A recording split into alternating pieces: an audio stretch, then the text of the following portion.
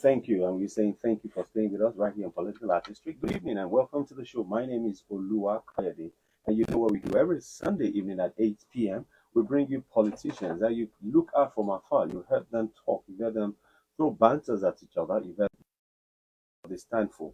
And today, what we are doing is bringing them to you to know the other side of their life when they are not playing hardcore politics. For example, do they prefer what's it called, Amazon Prime or Netflix? Do they eat a bar with fork or with a hand? Do they, the first girlfriend they had in school, how romantic are they? Because we don't want a president that is not romantic in 2023. We want a president that can communicate, that when, like in the American movie, when the president is, doing married and the president tells you, your wedding,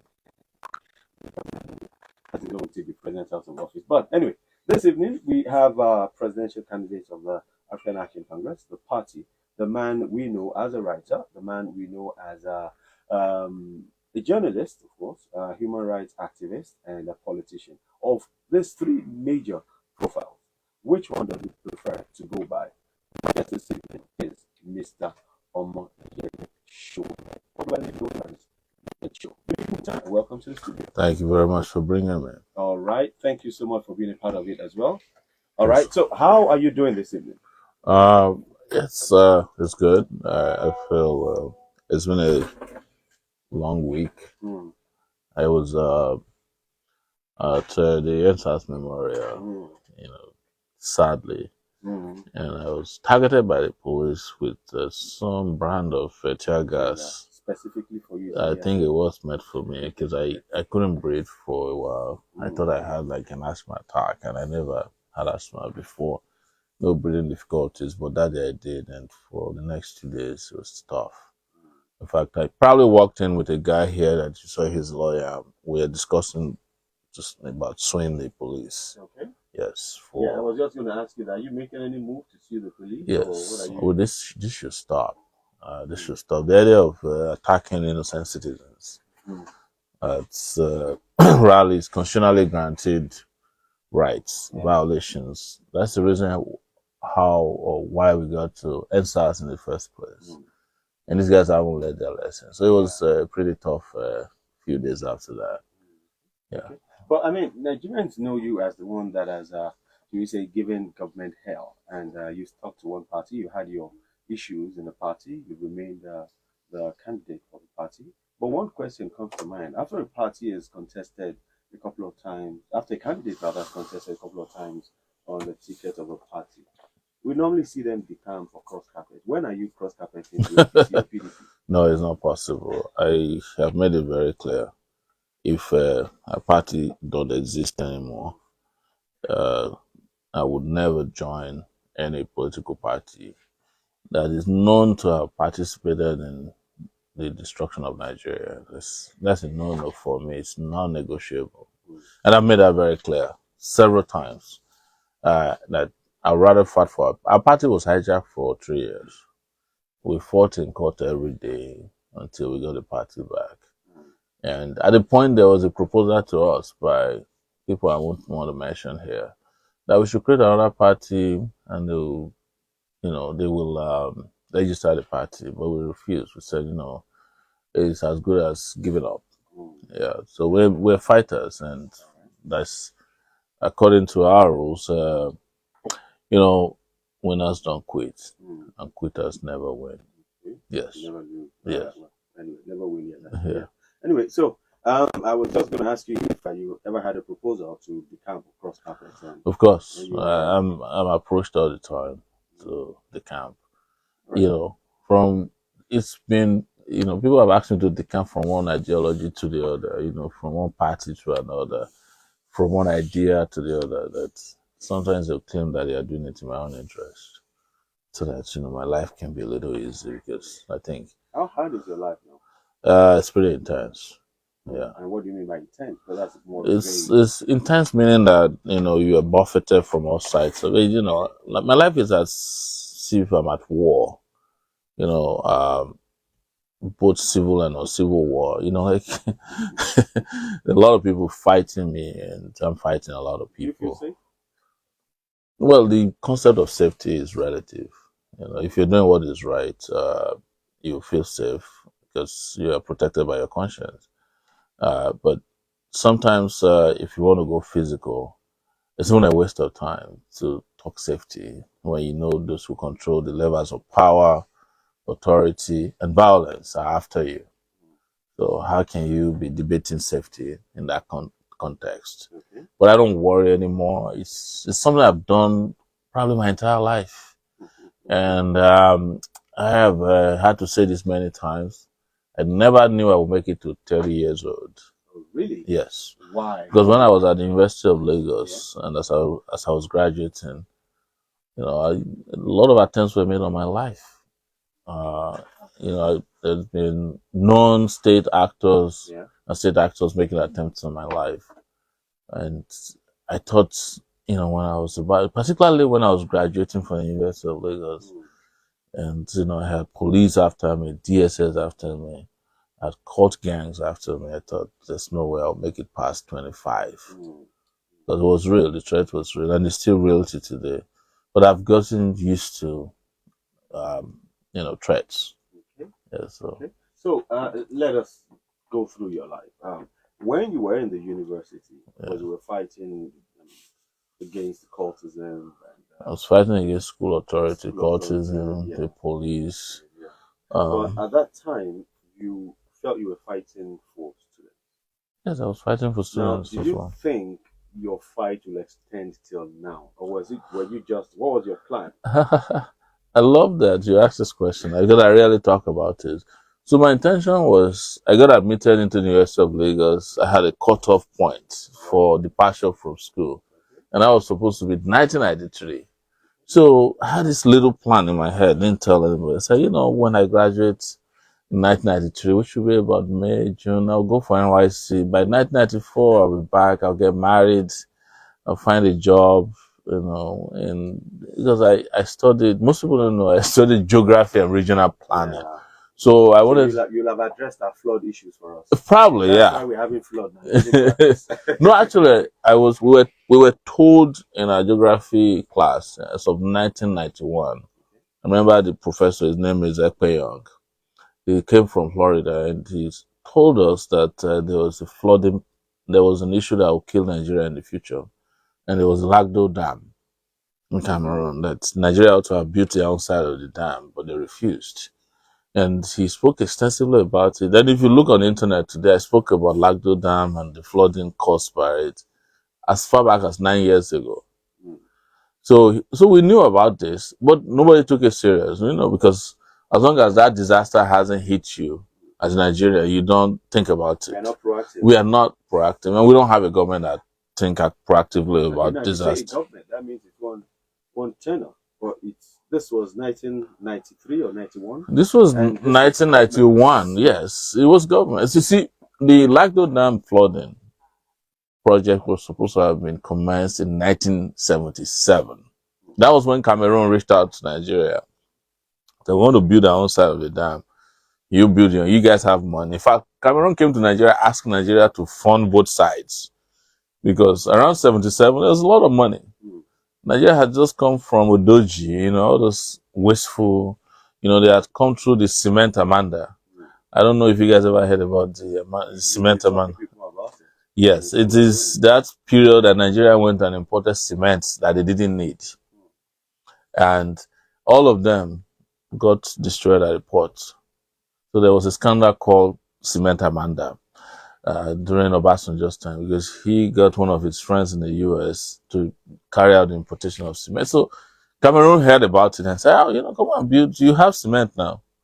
Come and build this dam. There was also another suggestion that the dam, the dam could be directed to the Lake Chad.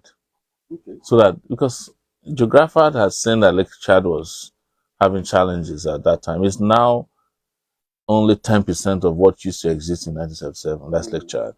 So there was all these efforts. And in 1983, they came back and met President Shagari, that's Cameroon, and said, look, we have built our own and we're going to be releasing water. Build your own side of it. It can generate electricity. It could be used for irrigation. Before Shagari could respond, Buhari had kicked out the regime in 1983. Buhari wiped out anything that had to do with progress in 1983. Killed people who proactively committed offenses. Was his plan to wipe out progress, or did he think it was? He wiped out progress because it was that period that he also cancelled the Lagos Metro project. This thing that they are building now in Lagos, Buhari was the person who cancelled it. Otherwise, Lagos State Metropolis, they had a metropolitan plan to build trains across Lagos, and it was cheap. Eventually, Nigeria ended up paying more money as penalty for violation of that contractual agreement than could have built the metro line in Lagos. So, judgment debt. Yes. So that's what he did with the Lagdo Dam also. They cancelled everything. And that was the last we heard about Lagdo. Okay. When so let's go climate change was then affecting the volume of water, they kept coming to Nigeria and said, come and build. Until now it's too late. Now they just write you a letter and said, we are releasing the excess water on so dates. And they said this time around they weren't releasing any letter. But anyway, that aside. They did write letter this time around. What changed now that you wanted to just get a job in 94, graduate and so yes, I want to go back to that. So my hope was I was looking for a female at the University of Lagos. I said I'm because I wasn't like that kind of a socially active student. That was an activist. I didn't belong to any club. In fact, at the point I was a member of Deeper Life. Yes, okay. Bible study group on campus. Oh, you were preaching. I had not gotten to becoming a preacher, but I'd gone to the church a few Sundays. The one at Bagada. Right. So this large church, and but at the point I started seeing religion from a different angle. And it was when I met, some activists, people like Femi Falana, Bamidele Atu, Benga Olawipo, Odion Sylvester. These were student leaders, and I got excited about the fight against the structural adjustment program, SAP, in those days. So I stopped going to church. There was another reason. One of the leaders of the church used to have this prayer in his room with the female that I went to ask him one. It's like, why can't we others have female come around? And he got upset with me. So kind of like banned me from coming to the Bible study because I was questioning too much. I had too many questions for them that they couldn't answer. I would ask about the beginning of the Bible, what happened in Genesis, and those contradictions. But that's not for conversations. They don't get the church people upset. So we were finishing up 1992. Yeah. I was also a sports person. I was a swimmer for the university. Okay. And I had won as one of the swimmers to go to Nuga Games 1992. And then came a protest known as Babangida Moscow. So I was one of the major protesters and also a student union aspirant for the position of president. But in 1992, I had no chance of winning. Because students at that time weren't looking for activists. We already had an activist that they thought was too much, Olusegun Mayegun, the guy with dreadlocks. And he's like, this time around, after he's done, we'll just get rid of. So the guy that was likely to win, his alias name was Samanja. He used to walk around as a clown on campus and had this, he had Ankara, he would wear Ankara and Kembe, what Yorubas call Kembe baggies, and walk around campus and just greet people and joke. And everyone's like, Samanjas. And those of us who are activists, like, what's wrong with the students? Why would they vote for a clown when we have a country to deliver? So, but then this protest happened. It was called Babangida Moscow. They closed down the university for several months, and we were all expelled from the university. Those student leaders, yes. 47 of us were expelled, as student leaders, including Mayegun, who was arrested with Bekor and some Kuti Gani. I think Gani wasn't arrested, but Femi Falana and one Baba Omojola, very popular economists in those days. So they eventually released them, and but while we were away, a lot of the student leaders who were contesting, who were expelled. Two things: if you are not expelled, you are considered to be a sellout. So some other persons who were expelled went to beg. They went to beg the Oni of Ife to help them beg the university authorities. So if you went to see Oni, you are also not considered as a strong candidate for student leadership at that point. So there were a few of us left who didn't beg anybody, went to court. But there was a judge in Lagos in those days. His name is Abiodun Kessinton. We went before him, and he wasn't a judge of justice. he would just say whatever he likes. He used to be a prosecutor in Lagos before he became judge, and he was a Babangida boy. He used to call Babangida Kabiyesi. Yes, those who were around at that time would understand this. So we went before him and said, we're applying for another Amanda so that the university would take us back. And he looked at us and said, he told my I said, first you have to cut off that your hair before you come to my court. All of us were sitting with anger. And he said to us, you can't defeat the university authorities in my court. So the vice chancellor is a member of our mosque. Next Friday, you cut your hair, rest of you dress properly, I'll take you to the VC, you go and beg him. If he agrees to take you back, he takes you back. Our lawyer was one Broderick's in energy. Then I remember all these things. But I think he's in the UK. He's no longer active for Nigerian circuit. But the interesting thing was that my parents did not know I was expelled. Oh, how did you shoot it? Yes, I already sued, but the university sent a letter to our village in Ondo State. And I was sent to the university by the village. I mean it practically. My father went around borrowing money from everybody he could find to send me to school. So when the expulsion letter came, the village politics, finally, this boy that we sent to school has caused, because the expulsion letter was very explicit, that not only was I expelled from the University of Lagos, I cannot be admitted to any university in Nigeria. Explicitly. So my father brought the expulsion letter to my uncle's house, who was 10 at first time. So my uncle's sister had found me a job at Rank Xerox, where I was working as a part-time, worker, and as an intern practically. So, and I walked into the house. My father was sitting there. I knew what happened. I had not told my uncle that I was expelled from the university. So my father assured him. My uncle he said, "No, it's not possible. This must have been a mistake. This boy is nice. He comes to the house, he sweeps, he goes to sleep. He even reads in preparation for resumption." I wasn't reading anything. I was reading newspaper cuttings that I brought from Ranzeros because they buy all the newspapers.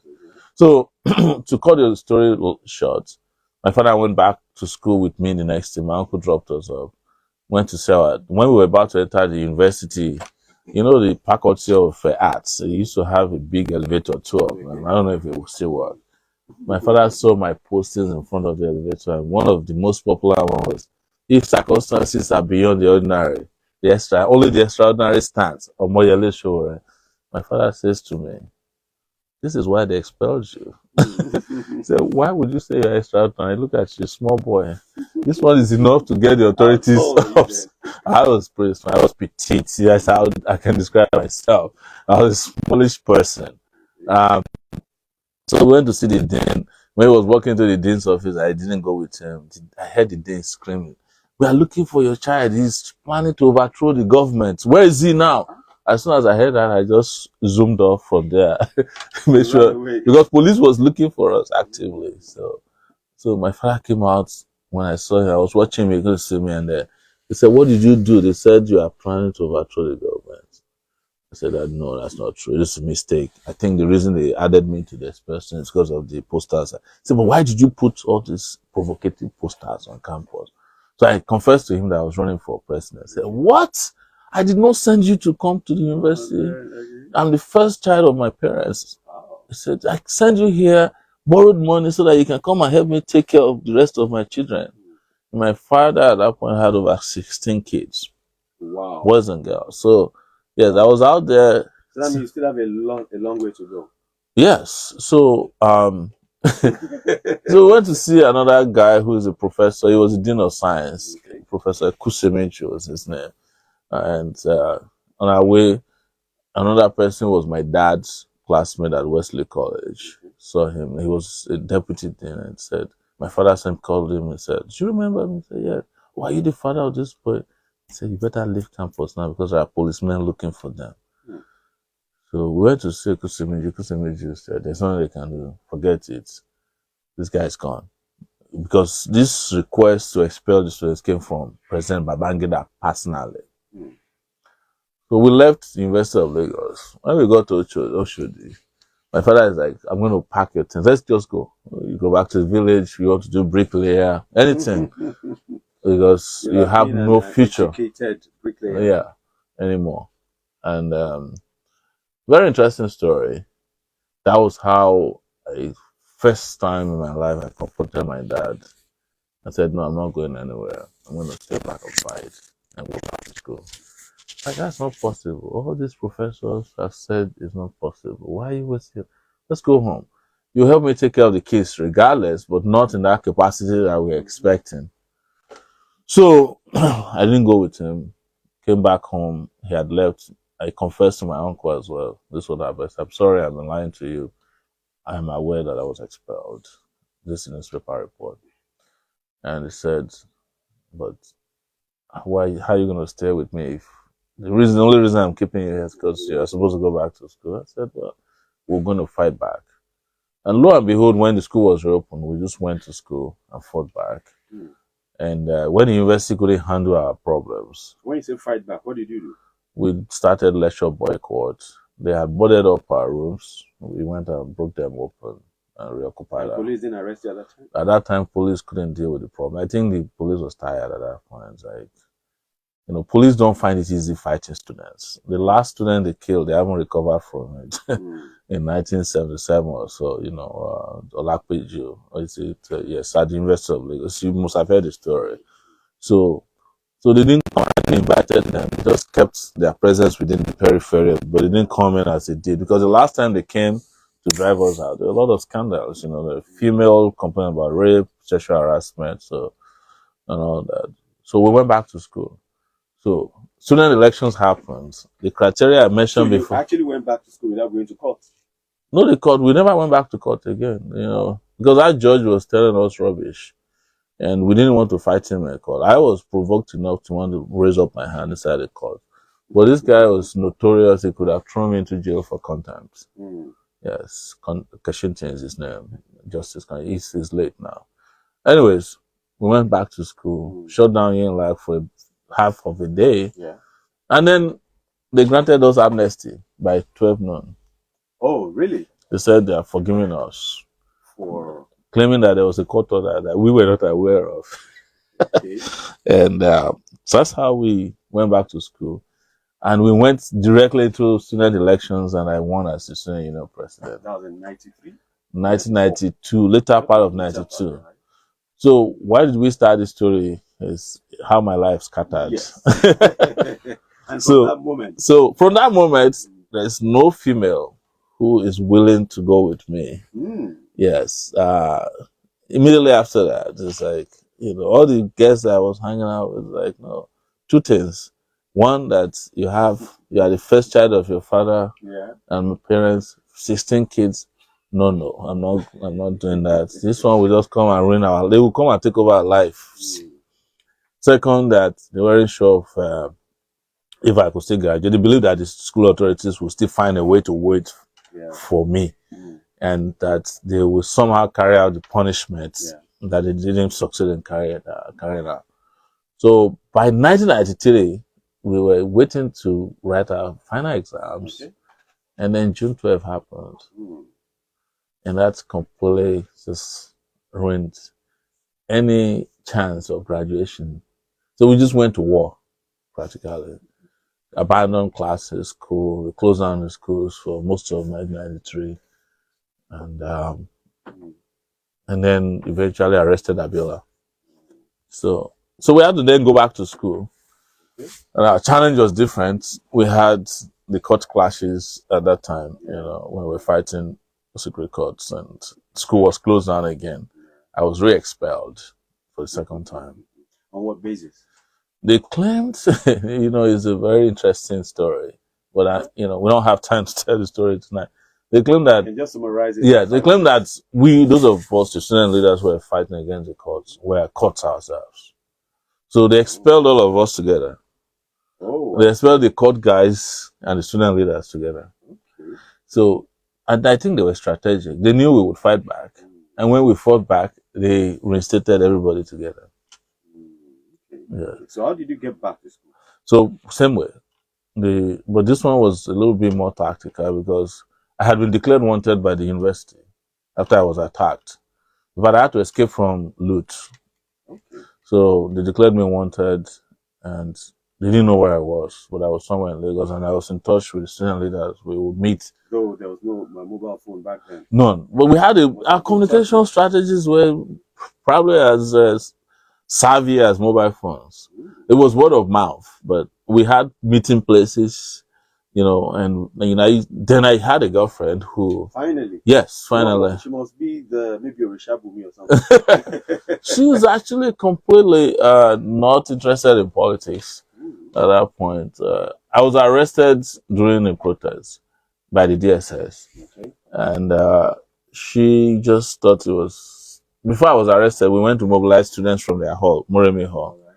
And some of the students wanted to beat them. I said, no, don't touch them. And she came and confronted me. I didn't know. You know how people behave as if they hate you, even when they like you. So when I came back, I heard the story that she's been looking for me. She was sad that I was arrested. And then I got to meet her. And so we started dating. And she was the one who was helping me take press releases to the media from my hideouts, yes, throughout that period, yes. And the media never for once arrested her? No. Never. I said the media, the police never discovered her. They didn't know who she was. But the media guys who she would deliver the press releases to knew who she was. But never, of course, ratted her out. I remember, if anybody's hearing, my best friend at that time was a guy named Onajomo Orere at the Guardian. Okay. Yeah, the current Guardian newspaper. Right. Yeah. All right. So this is what we'll do. I thought that story was going to take us like 5 minutes, but we have 1 hour. We spent like almost 30 minutes. Almost 30 minutes just getting to know how you derailed from your easy life that you had planned. Yeah. But when we come back, we'll look at your life. We'll look at your creed, your principles, what your motto is. We'll look at a lot of people don't know you're above 50. And yes, I'm 51 years old now. So we're going to find out which Sagbadewe cream you're using. And but all that when we come back from this break. You like Drill, Johnny Drill? Yes, absolutely. What do you like about him? Oh man, I just like the fact that his music is soothing. Okay. And it seems to be like very, very very gentle. For those of us who live chaotic lives, we like to have a place of escape where there's no chaos. And I think his music bears witness to that for people like me. I actually did a record for my wife from here. And then she was asking who this guy was. Yeah, I see. So this is what we'll do. What's the name of that lady that was your girlfriend back then? Banker. Yeah. Are you still in touch with her? I've not seen her since then, But I met a relative of her recently who told me she's still alive. Great. And I hope she knows I'm alive still, too. She cannot say she doesn't know you're alive. So, Banker, this is for you, saying, how are you, my friend? Yes. Johnny Drill and Don Jazzy. We'll be right back after this short break. Don't change that. This is Lagos Talks 91.3. We've learned about your life. We've learned about how your life morphed from your strategy of being a very easygoing, after fighting for the students, mind your business kind of. Yeah. I was just planning to be a civil servant. I wanted to work in a town planning office somewhere. I was particularly interested in water supply because my final project was on groundwater hydrology. Yes. Okay. So this is it. So I haven't done all that. People see you now and they just wonder still. Like I said, you're over 50. Yes, I'm 51 years old. Do people believe you're 50 when you tell me you're 50? Yes, most people don't think I'm 50, but my guts is showing so much these days. They think I'm old. Yeah. All right. So tell me, which Sagbadewe cream? And listeners, in case you're wondering what Sagbadewe is, I can't help you. I don't know how to translate that into English, but which cream are you using? How are you living your life that you know? No, I spent a lot of time exercising. I did extreme exercise. between, particularly since 2013, I was running marathons, and I did 8 of them between 2013 and 2018. I actually did Lagos Marathon, finished it, and that's probably one of the most challenging marathons you can run in the world. Why is that? Because it's hot. Lagos is, averagely hotter than most marathon weathers I've been in. And secondly, that when you get to the water stations, water has disappeared. It's Lagos, man. And when you get water, you'll be like hot water. I asked one of the organizers, I said, "Oh, a doctor recommended that Really? cold water is not good for runners." I'm like, wow, this is how doctors kill people here. Well, is that how it's done globally? It's not. I mean, I ran New York Marathon, even though the weather was cold. It was November, and they do it every November, which is pretty cold. You still have cold water. I mean, by the time I was about 20 miles into the Lagos Marathon, because it's 26 miles, 0.3, my hands were swollen. And this comes from the kind of water we were given on our way throughout. After the first 2 stations, in 3 stations there was no water. On one of the stations, we saw water, but they were selling it. Like Who was selling it? The people in charge now. They were just carrying the water and selling to people across the wall, across the fence. Like, yes, yes. This was when was I? This was probably like 2017 or 2018. So in 2017 and 2018, I did a 10K, which wasn't a full marathon. But I've done 10 full marathons, including New York, Philadelphia, Miami, and I did one upstate New York. Right. Yes. So let's look at your life now. You do all this. Yes. You're involved in fighting for the people. You're based in the US, but you've been in Nigeria for how long? I've been in Nigeria now for almost 4 years. Okay. This by way of a court order. Compulsion. The compulsion. I was forced to seize my passport. But before then, I lived in the US for 20 years and only spent an average of maybe 2 weeks in Nigeria every year. It'll be around December because I have like a little scholarship tent for people in my village. And after my father died, I was just going to ask you, how did your father feel seeing you, Sahara reporters? He didn't experience it. My father had stroke before I started Sahara reporters.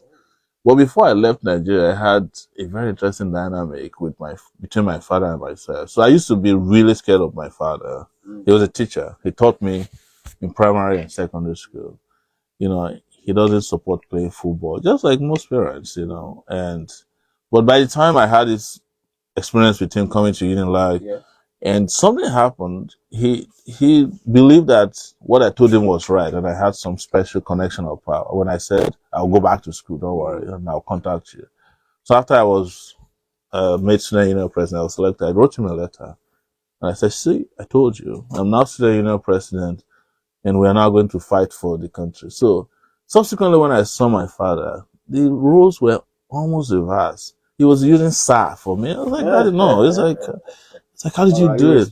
Yeah, I think he respected it. So, but that was around 98, 99. But he was still concerned about my future because, like, he reminded me, how about the kids?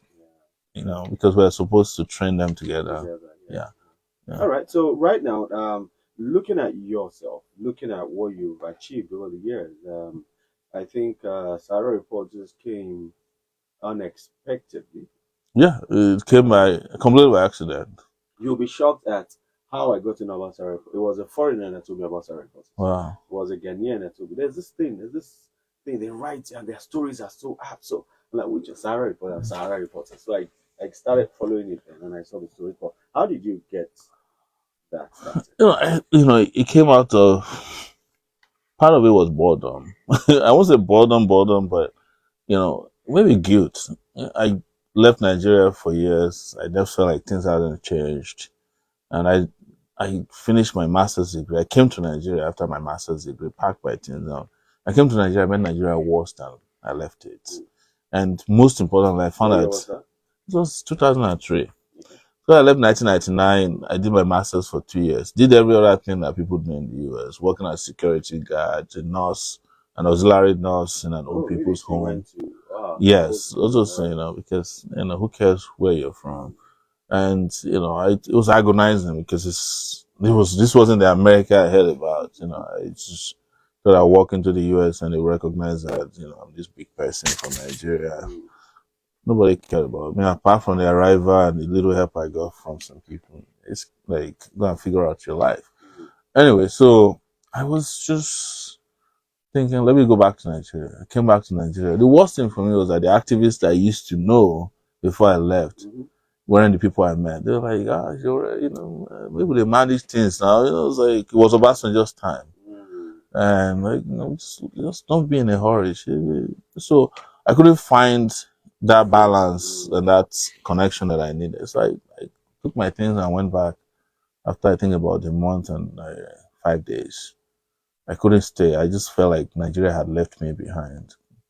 And I was starting to sound like a crazy person. Some of them were even saying that maybe America has messed up, which is, man, what is it? You felt they had compromised. Yes, I felt like things are not better. Why are you comfortable, So I would go to my friends. Some of them had joined government, some of them were defending the system. Some of them were saying that we need more time. So I went back to the US after that and found a job in a Catholic charity. Because now I had a better degree. An American degree is what does wonder for you. They don't care about the one we bring from here. So, and then after that, I just started thinking that I don't think I can survive. I don't think I'm doing well in a 9 to 5 job. Okay. So I couldn't do activism in the US. Yes, the activism is limited because the things that activists for is different from what we're activists for. Like I was a speaker in many of the colleges, and the students will be talking about changing the bulb from 60 watts to 40 watts. Some of them is just like they'll be fighting over bulbs. Me, I said we are fighting over electricity, we are fighting over bulbs. So, there was just no meeting point a lot of time, or the quality of air. This young college students I was talking to, they were talking about quality of air, and they will be giving you like the statistics of quality of air. I was like, I come from Nigeria. People just breathe, What is quality of air? And then how to convert their campus buses from petrol to some other renewable energy. So those are the things that we're mostly fighting for. So what now? At what point did you get the click that know what? No, I just start. What happened was around 2004, 2005. There was this struggle against WTO, the World Trade Organization, and CNN was reporting something different from what we were hearing. And so I started doing internet searches and discovered that a whole lot of groups were reporting accurately, providing pictures, videos of how police was beating people outside. CNN was reporting about what was going on inside. And I was fascinated by that. Like, so there are internet sources where you can get real facts. They call them indie media. So my mind just went to Nigeria. I was like, is it possible that we can be doing the same for Nigeria? In this case, to go after corruption. So, but I still had a job. I just got married. There was no way I could just quit the job that I was doing. So I started writing articles for some new websites in Nigeria World. And then I was writing for The Guardian through Nicola German. Okay. So I would go out on my own and do interviews with people, government officials. So one day I interviewed Oji Kalu, and he said that Obasanjo is a killer, is a corrupt person. I sent it to The Guardian. The Guardian cut it by half. Called German or what's happening. German told me, said, look, Sowore, it's good that you're writing these things. I know they are true, but this is not the place to write these things. There's too much interference here. There's no way to find out if the internet can be helpful. So while I was thinking about it, I met a guy called Jonathan Elendu, and then we started doing Elendu reports together. And I had all the facts of corruption, houses built in London. Because I used to see them in Vision magazine. I was like, my stomach turns when I see these guys are displaying opulence and there's poverty in the country. So that's how we started publishing houses. We'll go on a website in the UK, landregistry.com, addresses, found houses of serving governors, and we publish them and the pictures. And people are like, wow, how did these guys find out this information? So I worked with Elendu for a year. And at the end of the year, he too had bailed out on me. He just came to Nigeria secretly, meeting with the politicians. And I decided at that point to set up Sahara Report. Well, something happened before I set up. How did you get the name? I just decided that since the Lindu Reports was the name of somebody's father's name, when I set up my own, it would be something that's geographic. Since I studied geography, so the Sahara Desert comes to mind. And my own interpretation of it is like in the Sahara Desert, if you're a reporter, you can't predict what will happen. Wind can just blow and you are blinded by sandstorms. So that's how it came. But were you making money at that time? No, it wasn't. I never thought it could lead to anything. Except, that's what you do full time now. Well, I then created my own job because just like you said, a foreigner, saw what I was doing and was interested.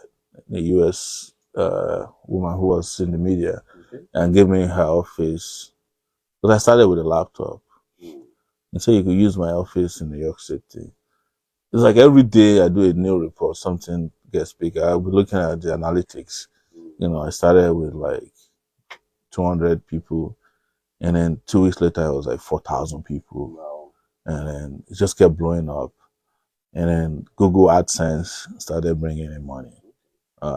Even though that wasn't my intention, I didn't pay attention to that. Yes. And then it just kept growing geometrically before it became like a global brand. The biggest story I did before it was the underwear bomber, the son of this banker. Yes. I can't remember. I forgot his name now. Murtala, yes. Sir. Yeah, who was carrying an underwear bomb, and even though he was arrested, there was no picture of him anywhere. And I sourced and got the picture from someone and published it.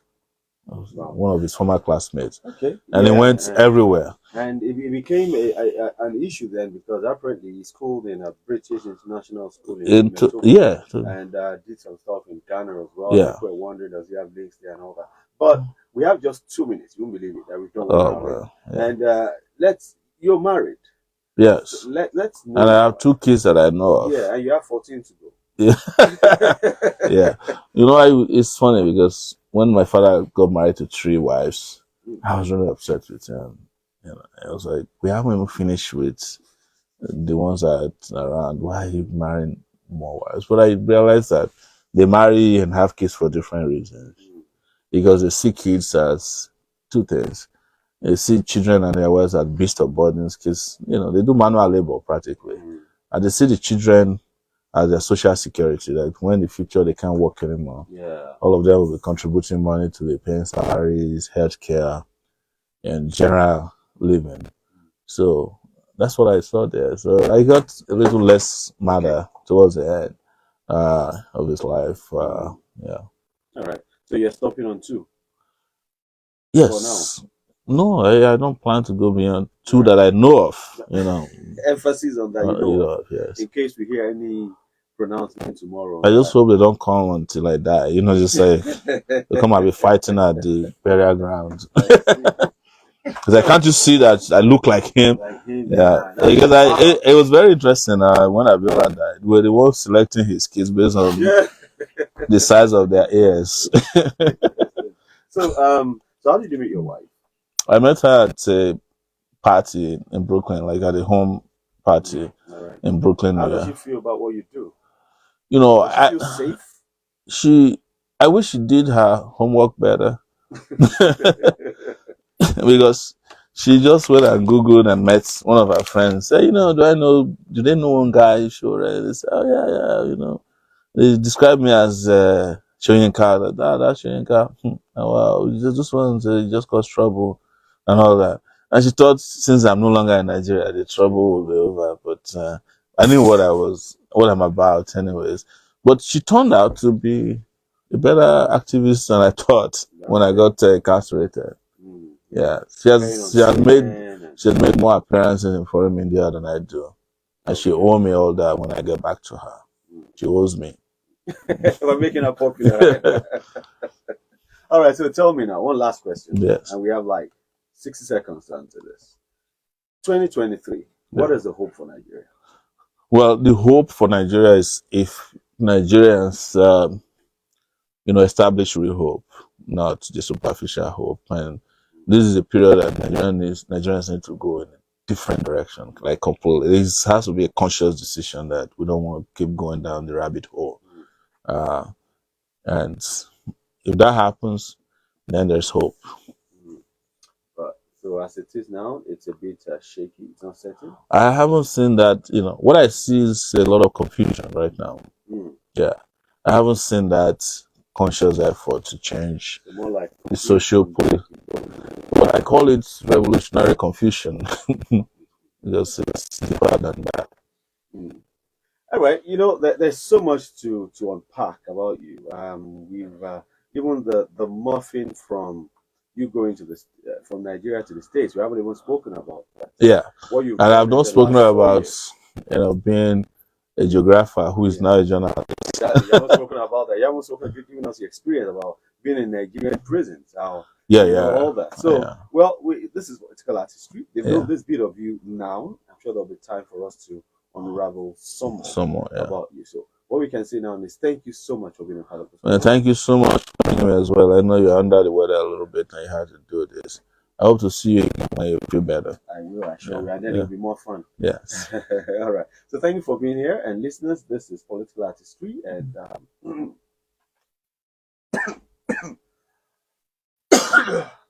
sorry. Do you need water? No, I'm okay. Yeah.